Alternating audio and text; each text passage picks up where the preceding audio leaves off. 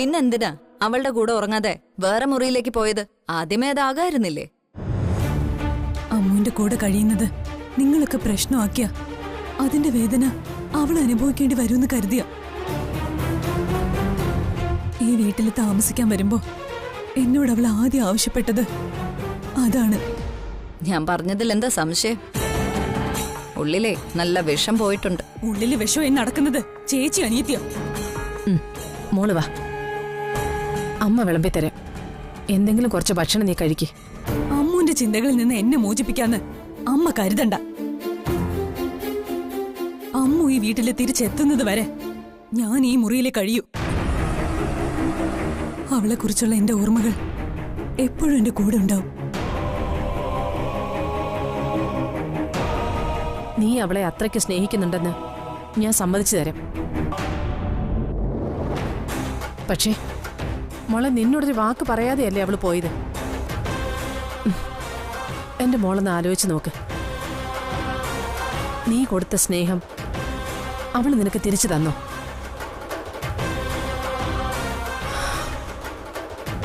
നിന്നെ കൂടുതൽ സങ്കടപ്പെടുത്തുകയല്ലേ അവള് ചെയ്യുന്നത്?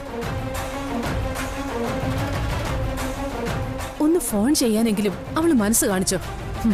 അമ്മൂന് എന്നോടുള്ള സ്നേഹം എനിക്ക് ആരുടെ മുന്നിലും ബോധ്യപ്പെടുത്തേണ്ട കാര്യമില്ല. അമ്മ അതിൽ പിടിച്ചെന്റെ മനസ്സ് മാറ്റാനും നോക്കണ്ട. വല്യേച്ചയെ ഇത്രയും താഴ്ന്ന് ഞാൻ കണ്ടിട്ടുള്ളത് നിന്റെ മുന്നിൽ മാത്രം. നിനക്ക് വേണ്ടി മാത്രം വല്യേച്ച ജീവിക്കുന്നത്. ഇപ്പൊ നടന്ന കാര്യത്തിൽ വല്യേച്ചയ്ക്ക് ഒരു പങ്കുമില്ല. അമ്മയെ വേദനിപ്പിക്കാതെ ശ്രീകുട്ടി വന്ന് ഭക്ഷണം കഴിക്കേ. നിങ്ങള് സമയാസമയം കഴിക്കുന്നുണ്ടല്ലോ, അത് മതി. എനിക്ക് കുറച്ച് സ്വസ്ഥത വേണം. ഈ മുറിന്ന് ദയവായി ഒന്ന് പോയിത്താ. വാ കവിതേ.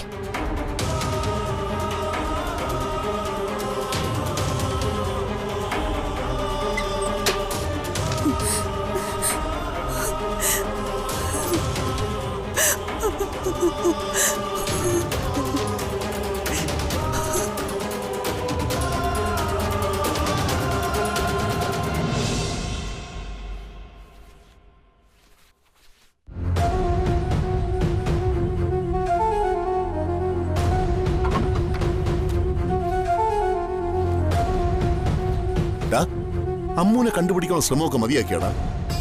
ദിനേശ്, ഞങ്ങളോ ഇനി ശ്രമിച്ചല്ലേ? പക്ഷേ അത് നല്ല ഉദ്ദേശത്തോടെ അല്ലാന്ന് എനിക്കറിയാം. എനിക്കെന്ത് ദുരുദ്ദേശോടാ? അച്ഛന്റെയും കാവേരിയുടെ ഒക്കെ വിഷമം കണ്ടപ്പോ ഞാൻ ഒരു ശ്രമം നടത്തിയേ ഉള്ളൂ. വിശ്വസിച്ച് ഇവിടെ പലർക്കും അറിയാത്തൊരു കാര്യം എനിക്കറിയാടാ. എന്ത് കാര്യം? അമ്മു എവിടെ ഉണ്ടെന്നുള്ള സത്യം നിനക്കറിയാം. നിന്നോട് അവള് പറയാത്ത ഒരു കാര്യവുമില്ല. നിന്നോട് പറഞ്ഞിട്ട് തന്നെ അവള് പോയത്. പക്ഷേ അതിവിടെ ആർക്കും അറിയില്ല. അമ്മു നിങ്ങൾക്കൊരു ശല്യായിരുന്നല്ലോ. അവൾ എവിടെയും പോയി ജീവിച്ചോട്ടെ. അപ്പൊ നിനക്ക് അറിയാം. ദിനേശ്, ഞങ്ങള് അങ്ങനെ കരുതിക്കോ.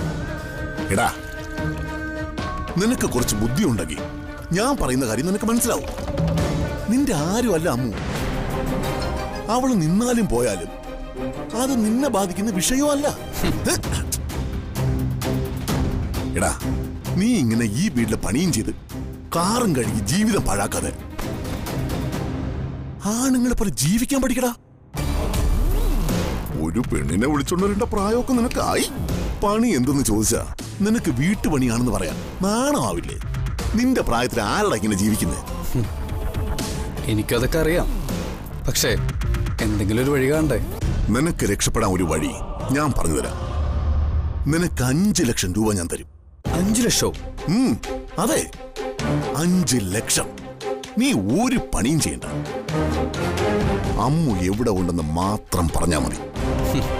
കാശ് കൈ കിട്ടിയിട്ട് നീ പറഞ്ഞാ മതിയടാ. എനിക്ക് 5 ലക്ഷം രൂപ തന്നിട്ട് അമ്മ എവിടെയുണ്ടെന്ന് ദിനേശ് ഞങ്ങൾ അറിഞ്ഞിട്ട് എന്ത് ഗുണമുള്ളത്? അവളിങ്ങോട്ട് വരാതിരുന്നാ പോരെ? അവളിനി വരാൻ പോകുന്നില്ല. അതൊന്നും പറയാൻ പറ്റില്ലടാ. സഞ്ജു അവളെ കൊണ്ടുവരും. ഞങ്ങൾക്കത് തടഞ്ഞേ പറ്റൂ. 5 ലക്ഷം രൂപ എനിക്ക് തരുന്നെങ്കിൽ അമ്മൂനെ തീർത്ത് കളയാനാണല്ലേ പ്ലാൻ? അത് നീ അറിയേണ്ട കാര്യമില്ല. നിനക്ക് ചിക്കൻ കിട്ടിയാ പോരെ? പോരല്ലോ ദിനേശങ്ങളെ. അവളെ സംരക്ഷിക്കേണ്ട കടമ എനിക്കുണ്ട്. 5 ലക്ഷമല്ല 5 കോടി തന്നാലും എനിക്കറിയാമെങ്കിൽ പോലും ഞാൻ അവളെ വിട്ടുതരില്ല. ദിനേശൻ ശരിക്കും ആരാണെന്നേ നിനക്കറിയില്ലടാ. നിന്നെ തീർത്തു കളയും. നിങ്ങൾ എന്നെ എന്തെങ്കിലും ചെയ്താ ആഭരണങ്ങൾ കവർന്നത് നിങ്ങളാണെന്ന കാര്യം സ്വാതി സഞ്ജു അറിയും. എന്നെ കൊന്നുകളഞ്ഞാലും നിങ്ങൾ രക്ഷപ്പെടില്ല. ഈ ഭീഷണി കൂടി ആയ നിലയ്ക്ക് എനിക്കെന്തെങ്കിലും സംഭവിച്ചാ നിങ്ങളെ കൊടുക്കാനുള്ള വഴി ഞാൻ കണ്ടിട്ടുണ്ട്. നിനക്കത് ഫീൽ ചെയ്തോ? നിന്നൊന്ന് വിരട്ടാൻ വേണ്ടി ഞാൻ പറഞ്ഞില്ലടാ. വീട്ടുപണിക്കാരനാണെങ്കിലും ചിന്തിക്കാനുള്ള ബുദ്ധിയൊക്കെ എനിക്കുണ്ട്. ദിനേശനകള് ചെല്ല്.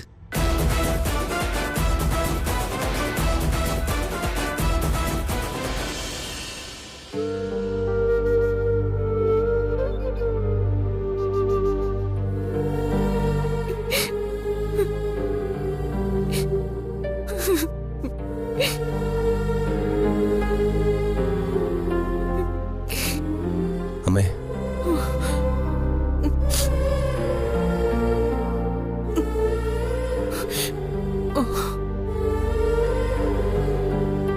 അമ്മ സദാ നേരവും പൂജാമുറിയിൽ കഴിച്ചു കൂട്ടരുത്. കരഞ്ഞല്ലേ? അസുഖത്തിന്റെ കാര്യം മറന്ന് അമ്മ ഓരോന്ന് ചെയ്യുന്ന ദൈവം പ്രസാദിച്ചാലേ അമ്മുവിനെ പറ്റി എന്തെങ്കിലും ഒരു വിവരം നമുക്ക് കിട്ടും. നെഞ്ചൊരുക്കി പ്രാർത്ഥിച്ച ദൈവത്തിന് കണ്ടില്ലെന്ന് നടിക്കാനാവില്ല. ഈശ്വരന്മാരെ പ്രസാദിക്കുന്നത് വരെ ഞാനത് തുടരുക തന്നെ ചെയ്യും. അമ്മുവിനെ ഞാൻ കണ്ടെത്താമെന്ന് പറഞ്ഞതല്ലേ? സ്വാതി എടുത്ത ശബ്ദം കേട്ടില്ലെന്ന് ഭാവിക്കാൻ എനിക്ക് കഴിയുമോ? അവളുടെ കാര്യത്തിലും സങ്കടമുണ്ട്. കാഞ്ചന കെഞ്ചി പറഞ്ഞിട്ടും ഭക്ഷണം കഴിക്കാൻ അവള് കൂട്ടാക്കുന്നില്ല. ആരോടും സംസാരിക്കാൻ പോലും തയ്യാറാവുന്നില്ല. ഞാനത് അമ്മയോട് പറയാൻ കൂടിയാ വന്നത്. അമ്മ ഉപദേശിച്ച അവൾ അനുസരിക്കും. നിങ്ങൾ ആരും ഒന്നും കഴിക്കാതെ കിടക്കുമ്പോ ഞാൻ എങ്ങനെ ഭക്ഷണം കഴിക്കുമേ? ഞാൻ ശ്രീകുട്ടിയോട് സംസാരിക്കാം മോനെ. എങ്കിൽ അമ്മ അവളുടെ അടുത്തേക്കൊന്ന് ചെല്ല്. നമ്മളിപ്പോ വലിയൊരു പരീക്ഷണ ഘട്ടത്തിലാ മോനെ. മോൻ പൂജാമറിയിൽ കയറിയ സ്ഥിതിക്ക് അമ്മയ്ക്ക് വേണ്ടിയിട്ടൊന്ന് പ്രാർത്ഥിക്കും. അമ്മയ്ക്ക് വേണ്ടിയല്ലേ നിന്നോട് ഞാൻ പറഞ്ഞത്? അമ്മ ഈ വീട്ടിൽ തിരിച്ചെത്താൻ വേണ്ടി ഒന്ന് പ്രാർത്ഥിക്കും.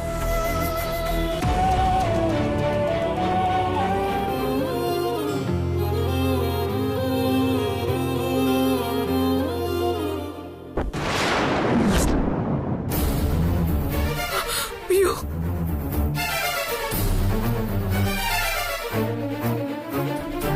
ഇതൊരു ദുർനിമിത്താണല്ലോ. വിളക്ക് കെട്ടു. ദൈവമേ, അമ്മ ഭയപ്പെടാതെ നിക്ക്. വിളക്കണയാൻ എന്തെങ്കിലും കാരണം കാണും. ഞാൻ കത്തിച്ചേരാം.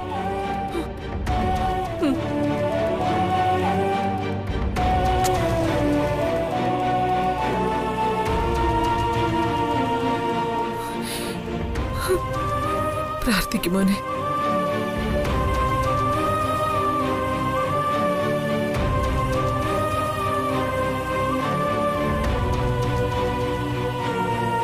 ഭഗവാനെ,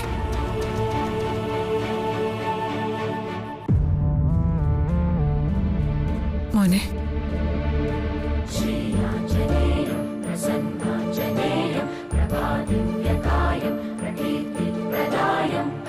മോൻ നന്നായെന്ന് പ്രാർത്ഥിക്ക. ഭഗവാൻ ഒരു തിരിച്ചറിവ് മോനുണ്ടാക്കി തരും. അമ്മ ശ്രീകുട്ടിയെ പോയി കാണാം.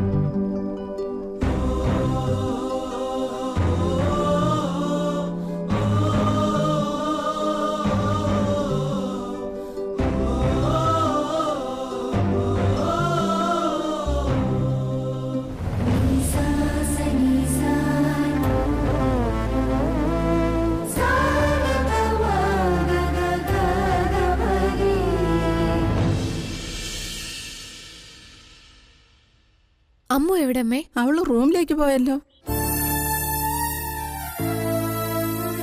അമ്മു ഒന്നിങ്ങ വാ. എന്താ, എന്തെങ്കിലും കാര്യമുണ്ടോ? പ്രകാശേട്ടന്റെ കോൾ ഇപ്പൊ വന്നു. ആ, എന്താ അവൻ പറഞ്ഞത്? ഇന്ന് പുറപ്പെടാൻ പറ്റുമോ? രാത്രി ഫ്ലൈറ്റിന് പ്രകാശേട്ടൻ പുറപ്പെടും. നെടുമ്പാശ്ശേരിയിലാ ഇറങ്ങുന്നത്. അവിടെ നിന്ന് ജോലി സ്ഥലത്തേക്കാ പോകുന്നത്. അവൻ ഇങ്ങോട്ടല്ലേ വരുന്നത്?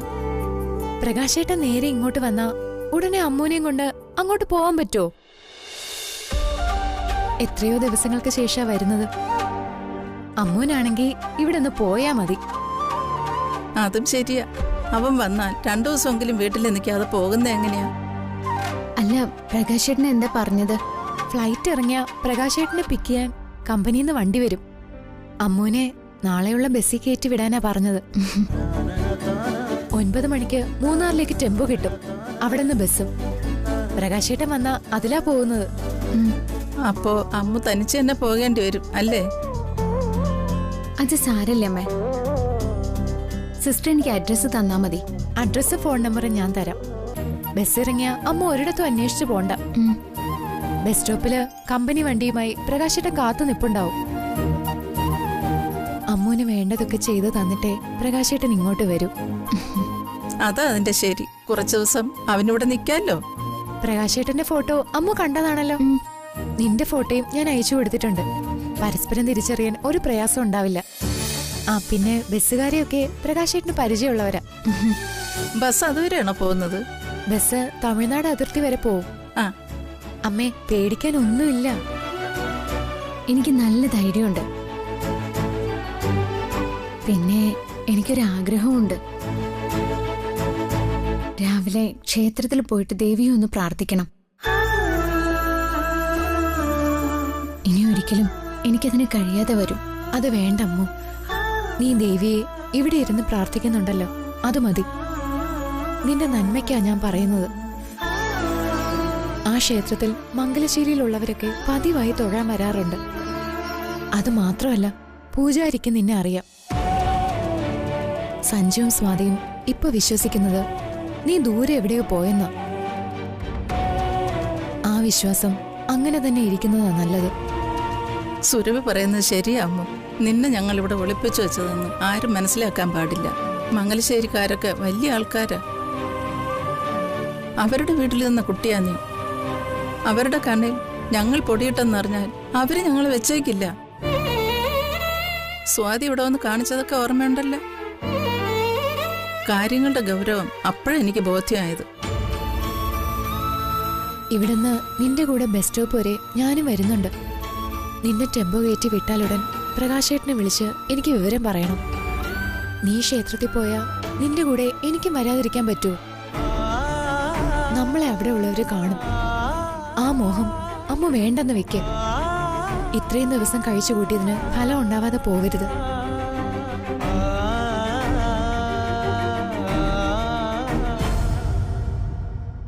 സഞ്ജു ഇതുവരെ വന്നില്ല ശ്രീദേവി. അവൻ ഇതുവരെ വന്നില്ല. ബാംഗ്ലൂരിൽ നിന്ന് മനു വന്നിട്ടുണ്ട്. അവനെയും കൂട്ടി അമ്മൂനെ അന്വേഷിച്ചു പോയിരിക്കുകയാണെന്ന് തോന്നുന്നു. ഇങ്ങനെ പോയാൽ അച്ഛനെ ഇന്ന് തന്നെ ഹോസ്പിറ്റലിൽ കൊണ്ടുപോകേണ്ടി വരും. കണ്ടില്ലേ മോളെ നിന്റെ മുത്തച്ഛന്റെ അവസ്ഥ?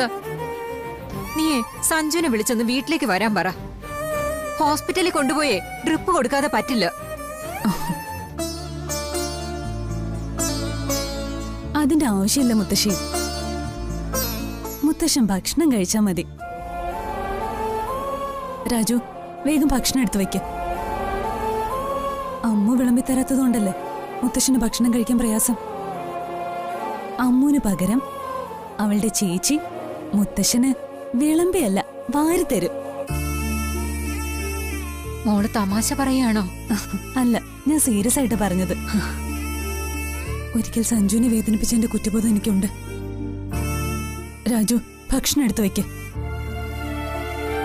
മോളും കൂടി ഇരുന്ന് കഴിക്കണേ, അല്ലെങ്കിൽ പിന്നെ ഇവിടെ ആരും വരില്ല. ഞാനും കഴിക്കുന്നുണ്ട്. എങ്കിൽ പിന്നെ പോവാ അച്ഛാ. രാജു, നീ ചെന്ന് ഭക്ഷണം എടുത്തു വെക്ക. അമ്മൂനെ സഞ്ജു കൂട്ടിക്കൊണ്ട് വരുമെന്ന് എനിക്ക് ഉറപ്പ് തന്നിട്ടുണ്ട്. പിന്നെ എന്തിനു നമ്മൾ വിഷമിക്കുന്നത്? എന്റെ അനിയത്തി കുറച്ചു ദിവസം അവളുടെ വീട്ടിൽ പോയതാണെന്ന് ഞാൻ കരുതിക്കോളാം. അമ്മയും മുത്തശ്ശനും അങ്ങനെ കരുതണം. ശരി മോളെ, ഇനി സഞ്ജുവിനെ വേദനിപ്പിക്കാൻ പാടില്ല. മുത്തശ്ശൻ വരാം.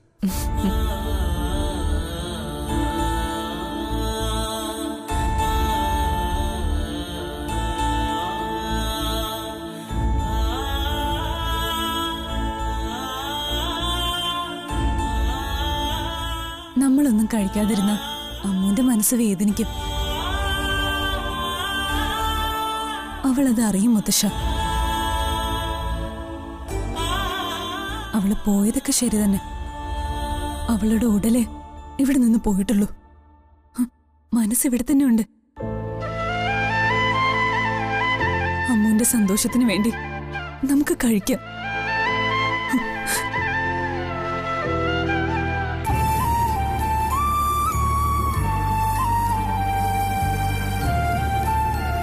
അമ്മയും കഴിക്കുക.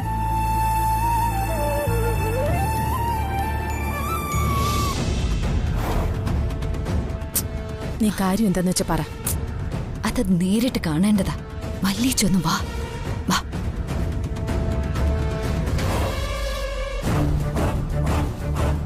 ആ കഴിച്ചില്ലെങ്കിൽ ഇരിക്കെ.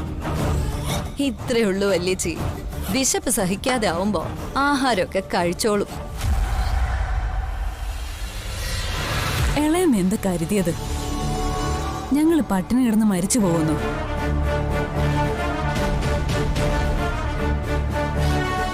ആ മോഹം നടക്കാൻ പോകുന്നില്ല. ഇനി കൃത്യസമയത്ത് ഭക്ഷണം കഴിക്കാനാ ഞങ്ങളുടെ തീരുമാനം.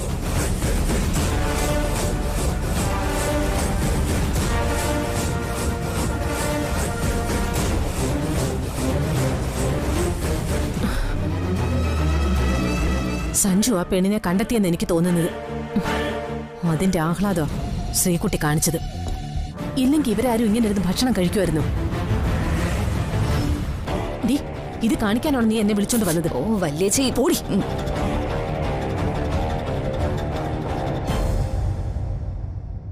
എനിക്കൊന്നും മനസ്സിലാവുന്നില്ലടാ സഞ്ജു. അതുവരെ തളർന്നു കരഞ്ഞു കിടന്ന സ്വാതിയ എല്ലാവരെയും വിളിച്ച് ഭക്ഷണം കഴിപ്പിക്കാൻ മുന്നിട്ടിറങ്ങിയത്. അമ്മ അവളോട് സംസാരിച്ചതാ അവളങ്ങനെ ചെയ്യാൻ കാരണം. ഞാനാ അമ്മയെ സ്വാതിയുടെ അടുത്തേക്ക് അയച്ചത്. അമ്മ ചെയ്യേണ്ടത് നീ ചെയ്യണമെന്ന് അമ്മ അവളോട് പറഞ്ഞു. ആര് പറഞ്ഞാലും അത്ര സന്തോഷത്തോടെ ഇരുന്ന് സ്വാതി ഭക്ഷണം കഴിക്കുമെന്ന് ഞാൻ കരുതുന്നില്ല. പിന്നെ നീ എന്താ കരുതുന്നത്? സ്വാതിക്ക് എന്തോ മാനസിക പ്രശ്നം ഉള്ളതുപോലെയാ എനിക്ക് തോന്നുന്നത്. തമാശ പറയാനും ചിരിക്കാനും സ്വാതിക്ക് എങ്ങനെ കഴിയും? വല്യപ്പച്ചിയും കവിതപ്പച്ചിയും വന്നപ്പോ അവരെ കളിയാക്കി വിടാനും സ്വാതി തയ്യാറായി. ഇടാ, ഞാൻ കൊടുത്ത വാക്കിന്റെ പുറത്താ അവൾ പിടിച്ചു നിൽക്കുന്നത്. നീ അതിന് വേറെ അർത്ഥമൊന്നും കാണണ്ട. ഒന്നാമത് നിയന്ത്രണം വിട്ടു നിൽക്കുന്ന സമയം. സ്വാതി വരുന്നുണ്ട്. സഞ്ജു വന്നിട്ടെന്താ എന്നെ കാണാൻ വരാതിരുന്നത്? ഞാനിപ്പോ വന്ന് കയറിയതേ ഉള്ളൂ. ഞാൻ എത്ര നേരമായി കാത്തിരിക്കണമെന്ന് അറിയാവോ? മനുവിനെയും കൂട്ടി ഞാൻ ഈ സിറ്റിയിൽ അറിയാവുന്ന എല്ലാ ഓർഫനേജിലും കയറി ഇറങ്ങി. ഒന്നും ഫലം കണ്ടില്ല. ഈ സിറ്റി വിട്ടമ്മ പോയിട്ടുണ്ട് സ്വാതി. ഇനി തെരഞ്ഞിട്ട് ഒരു കാര്യമില്ല. ഇനി തെരഞ്ഞിട്ട് ഒരു കാര്യമില്ല. സഞ്ജു ACP വിളിക്കാം, കാണാം എന്നൊക്കെ പറയുന്നതല്ലാതെ പല എക്സ്ക്യൂസും പറഞ്ഞ് ഒഴിഞ്ഞു മാറാനാ നോക്കുന്നത്. സഞ്ജു പോലീസ് കേസിന് പോകാതിരിക്കാനുള്ള കാരണം എനിക്കറിയാം. ഒരു അന്വേഷണം വന്നാ കുടുംബത്തിന് പേരുദോഷം ഉണ്ടാവുമെന്ന് കരുതിയല്ലേ? അത് സത്യമല്ലേ? നമ്മൾ കരുതുന്ന പോലെ ഒന്നുമല്ല കേൾക്കുന്നവരിത് ആഘോഷിക്കുന്ന. മാധ്യമങ്ങളെക്കാൾ പേടിക്കേണ്ടത് ഓൺലൈൻ മാധ്യമങ്ങളെയാ. നമ്മുടെ ശത്രുക്കൾ ഇതൊരു വലിയ വാർത്തയാക്കാം. സത്യത്തിൽ എനിക്ക് പേടിയുണ്ട് സ്വാതി. പുറം ലോകം അറിയാതെ അമ്മൂനെ കണ്ടെത്താനാ ഞാൻ ഈ പരിശ്രമങ്ങൾ മുഴുവനും നടത്തുന്നത്. സഞ്ജുവിൽ നിന്ന് കൂടുതലൊന്നും പ്രതീക്ഷിക്കേണ്ടെന്ന് എനിക്ക് മനസ്സിലായി. അപ്പച്ചിമാരെ പോലെ അമ്മു സഞ്ജുവിനാരും അല്ലല്ലോ. വെറും അടുക്കളക്കാരി പെണ്ണ്. അതിൽ കൂടുതൽ എന്താ? സ്വന്തമാണെങ്കിലല്ലേ അതിന്റെ വേദന അറിയൂ. സഞ്ജുവിന് തറവാടിന്റെയും ബിസിനസിന്റെയും വില നോക്കണം. ഞാനതില്ലാതാക്കുന്നില്ല. പക്ഷെ എനിക്ക് എന്റെ അനിയത്തെ കണ്ടെത്തിയേ പറ്റൂ. അതിന് ഞാൻ എന്റെ വഴി നോക്കിക്കോളാം.